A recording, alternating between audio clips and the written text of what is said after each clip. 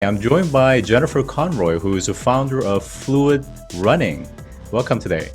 Thank you, Scott. Glad to be All here. right. So I guess your background is that you've been a avid marathon runner for many years. Is that right? I have been, yes. Although I started later in life, I started in my 30s, but I've done quite a few.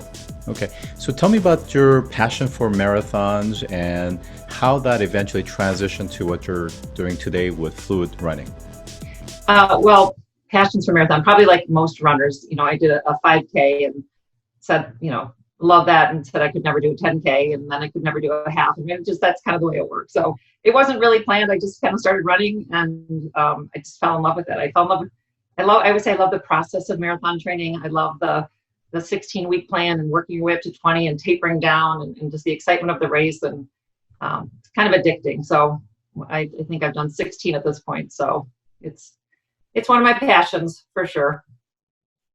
Well, I think clearly it's got to be a passion because I think for most of us, it's hard to say that we love running, let alone running marathons and Yeah, 16 marathons, right? yeah, So, is it really? Do you enjoy every part of it, kind of leading up to the routine, the training aspect, as well as the actual running, or is it really just kind of the high? I know most people talk about the endorphins and all the various kind of neurochemicals that kick in that yeah, helps us to feel better. But yeah. what is it really that you enjoy the most? I always say the process. And when I'm not in training, I miss it so much. There's just something about having a schedule and just the way it builds, and it gets more challenging. And then, you get to this running 20 miles and you're out there for 3 hours, then you taper down. And I always say running races, I said, you kind of get to be a kid again. You cross the finish line, you're doing a high five and someone's putting a medal around your neck and people are clapping. Like, when does that happen in your adult life? So it's fun. It's fun. And no, but not all of it is fun. There's times where especially those grueling 20 milers. I live in Chicago. I run them on the lakefront when it's negative 15 degrees. No, there's nothing fun about that. Nothing. That's called grit. That's just pure grit to work through those. So Yeah, I spent a few years in Chicago when I was going to University of Chicago, so I completely understand yeah, the kind of temperature, the inclement weather that you're in. yes, that Um, lakefront. so tell us about it sounds like there's about structure, it's about methodology, and it's about accomplishing goals. And how does that translate into what you're doing today? And I guess there was a pivotal moment in your life that maybe kind of stopped you from what you love doing, which is running, right? Yeah, yeah. So I have a love for two things. I love running, and I've always loved the water. I was a swimmer for a couple of years in high school, um, and my story, the creation of fluid running, basically happened when I was training for a really important marathon. All my siblings were coming in from across the country to run it with me as part of a charity team for Juvenile Diabetes Research Foundation. I tore my calf muscle 6 weeks before. My doctor said, you can't run. I was desperate to run this particular marathon. So I Googled, I found this thing called aqua jogging / deep water running, a couple different terms for it.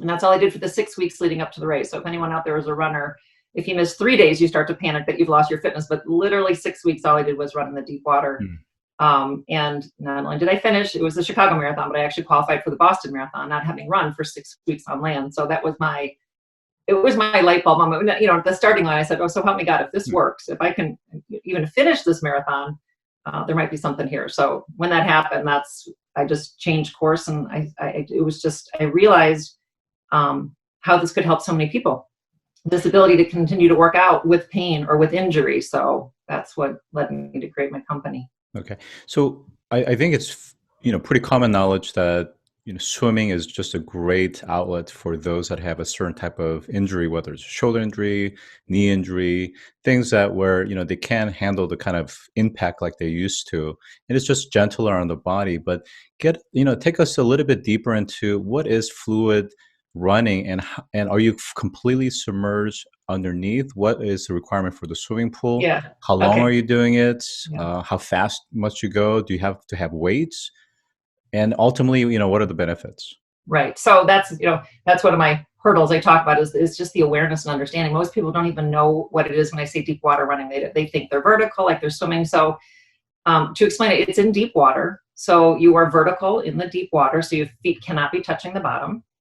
You have to wear a flotation belt around your waist because that allows you to stay in the upright position. And the way we teach it, our methodology at fluid running, is we want to mimic upright land running form. So picture yourself running just like it looks underwater, just like you are running on land, but your feet aren't touching the ground. You're in water, and you're running again in the vertical position. And then our system, our app-based system, guides you through from anywhere from 30 to hour-and-a-half long workouts, interval-based workouts. Okay, so I have an important question, which is, are you submerged? Because that will determine whether you're getting anaerobic or aerobic exercise. You're up to here. So I always say, like, I can get my heart rate up to 165 doing fluid running it. So it's as easy or as hard as you make it, because you're running in the deep water. Water's 800 times denser than air. So it's just a matter of how fast you turn your legs over will determine how high that heart rate gets. If we do sprint sets and things like that, and people will do heart rate checks, and people will say, oh my gosh, I just had 20 beats in 6 seconds, which turns out to be 200 beats per minute. So I say that, but I also don't want people to be intimidated, because we have seniors that'll do the class and they're going at a much slower pace. So how aerobic or anaerobic you get is just a determination of how fast you run.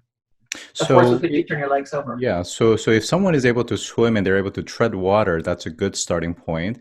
This changes the movement, of course, to more of a running. And tell us about kind of the science around how is that different from running on a pavement or grass? Because now you're working different parts of your body differently, right? Right. So it's completely different from swimming. Swimming is a vertical, this is upright. The nice thing about this is a lot of people aren't swimmers. I think over half of the population can't swim enough to get a good workout. They can save themselves treading water, but they can't actually swim stroke. So it's vertical. So it's mimicking land running form, but actually the physiology around it is so exciting, I think. So you're running in the deep water. Obviously, there's no impact. So that's the big aha, that you're getting, I say, all the benefits of running on land and more without the impact. So the more benefits come. So you're running in this upright position. And to stay in that upright position, you have to really engage your core. So your core is engaged, not unlike when you're running on land. Your core is not engaged. Your arms are swinging through the water, which is 800 times denser than air. So you actually get an arm workout as well while you're running. And actually, the really cool part is the deep water pressure that's on your body, especially your lower limbs. So now as you're running and you're pushing your legs back and forth through the water, that's 800 times denser than air, that hydrostatic pressure, which is that water pressure, which is on your legs, combined with the turbulence that you're kicking up as you're running, it actually has the ability to flush out soreness, inflammation, lactic acid, toxins. I've had thousands of stories of people that have done it, and they'll come back and say, my ankle was swollen prior to the workout, and I came out and the swelling had gone down. So I say it's like too good to be true. You can go do one of the hardest run workouts of your week, and you come out feeling like you had a massage, because you kind of did. You had this like aqua massage while you were running, and potentially getting your heart rate up to 180 for an hour. Well, this is just a kind of a joke, but it's too bad you can't tie something around it to harness the kinetic energy and turn it into hydropower. More serious question I have for you is really, it's around perception. So when you're running on the ground and you're, generally, let's say, running aside from the track, but maybe like open fields or streets, there's a perception of how far you've gone, as well as just sense of you in a certain context. In a swimming pool, you don't really have that perception. So it's difficult for you to ascertain how long have you been, how far you've been really running and the velocity that you're running at. So do you have sensors, or does the app help? How do you know that?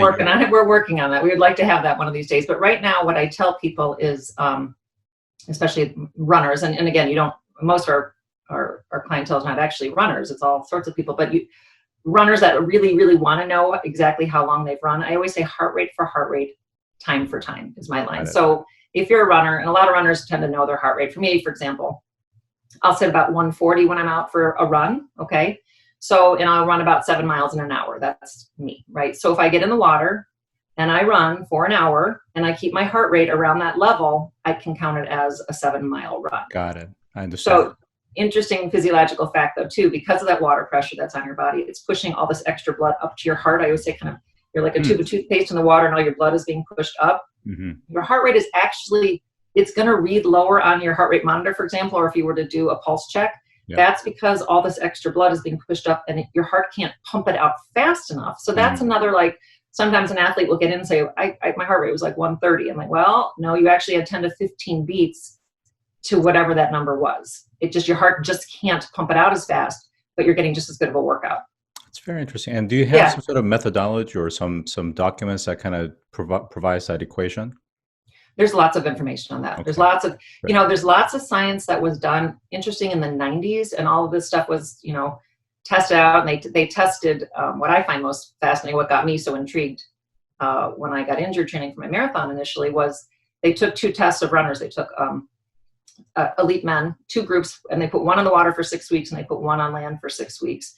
And at the end of the 6 weeks, they tested VO2 max, all these, run speed, several factors. And at the end of the 6 weeks, there was 0 difference between the land group and the water group, which just shows that you can actually run in the water and let yourself recover from an injury, or take a couple days, run some on land, some in the water, and you're not going to lose your fitness.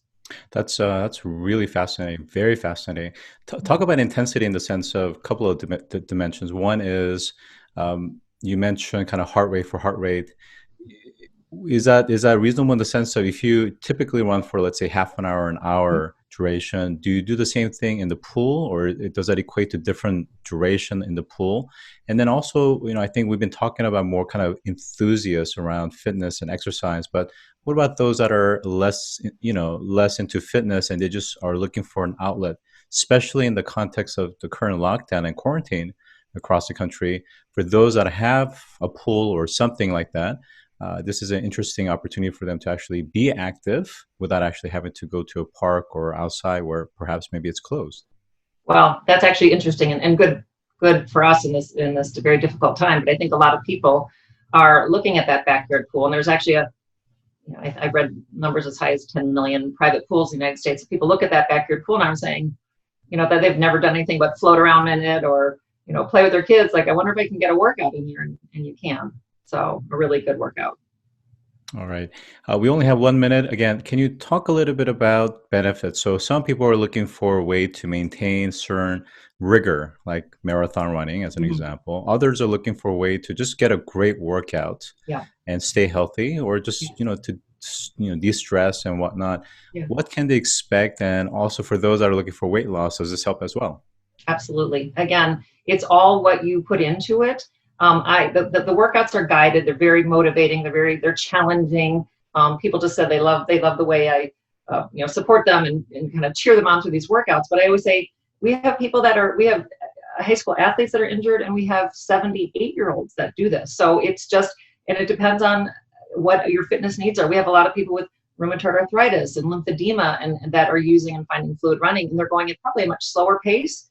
But they're still getting all the benefits. They're getting a great workout, or they're helping to lose weight, or they're helping to flush out the inflammation in their legs. So it's really just about anyone can do it, as long as you're water safe. Anybody can do fluid running. It's actually a natural instinct to run. We all ran on playgrounds when we were little kids, but as you get older, it just starts to hurt. So it's something really anyone can do, and it's just a matter of kind of how fast you're turning those legs over determines how much of a workout you get. All right. So for those that are interested in fluid running and your app as well as your program, where can they find this information? Okay. Our website is www.fluidrunning.com. All right. So today I've been joined by Jennifer Conroyd, who is the founder of Fluid Running. Thank you for joining today. Thank you, Scott.